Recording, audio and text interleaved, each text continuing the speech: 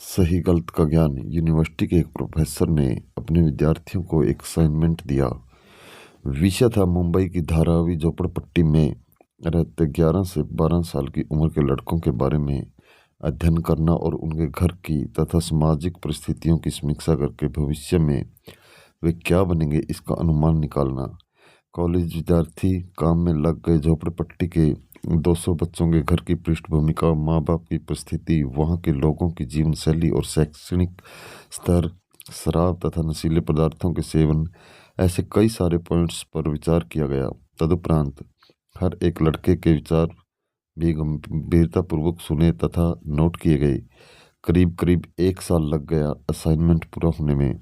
इसका निष्कर्ष ये निकला कि उन लड़कों में से 95% बच्चे गुनाह के रास्ते पर चले जाएंगे और 90% बच्चे बड़े होकर किसी न किसी कारण से जेल जाएंगे। केवल 5% बच्चे ही अच्छा जीवन जी पाएंगे। बस उस समय यह असाइनमेंट तो पूरा हो गया और बाद में यह बात का विस्मरण हो गया। 25 सालों के बाद एक दूसरे प्रोफेसर की नज़र इस अध्ययन पर पड़ी। उसने अनुमान कितना सही निकाला यह जानने के लिए 3-3 विद्यार्थियों की 5 टीमें बनाई और उन्हें धारावी भेज दिया। 200 में से कुछ का तो देहांत हो चुका था तो कुछ दूसरी जगह चले गए थे। फिर भी 180 लोगों से मिलना हुआ। कॉलेज विद्यार्थियों ने जब 180 लोगों की जिंदगी की सही सही जानकारी प्राप्त की तब वे आश्चर्यचकित हो गए। पहले की गई स्टडी के विपरीत ही परिणाम दिखे। उनमें से केवल 4-5 ही सामान्य मारामारी में थोड़े समय के लिए जेल गए थे और बाकी सभी इज्जत के साथ एक सामान्य जिंदगी जी रहे थे। कुछ तो आर्थिक दृष्टि से भी बहुत अच्छी स्थिति में थे।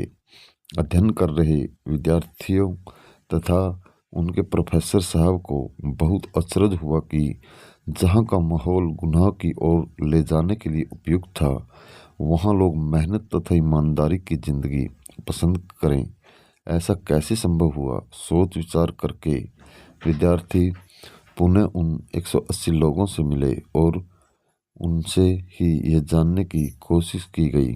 तब उन लोगों में से हर एक ने कहा कि शायद हम भी गलत रास्ते पर चले जाते, परंतु हमारी एक टीचर के कारण हम सही रास्ते पर जीने लगे। यदि बचपन में उन्हें हमें सही गलत का ज्ञान नहीं दिया होता तो शायद आज हम भी अपराध में लिप्त होते। विद्यार्थियों ने उन टीचरों से मिलना तय किया। वे स्कूल गए तो मालूम हुआ कि वे तो सेवानिवृत्त हो चुकी है। फिर तलाश करते करते वे उनके घर पहुंचे, उनसे सब बातें बताई और फिर पूछा कि आपने उन लड़कों पर ऐसा कौन सा चमत्कार किया कि वे एक सभ्य नागरिक बन गए। शिक्षिका बहन ने सरलता और स्वाभाविक रीति से कहा, चमत्कार? अरे मुझे कोई चमत्कार वमत्कार तो आता नहीं। मैंने तो मेरे विद्यार्थियों को मेरी संतानों जैसा ही प्रेम किया, बस इतना ही।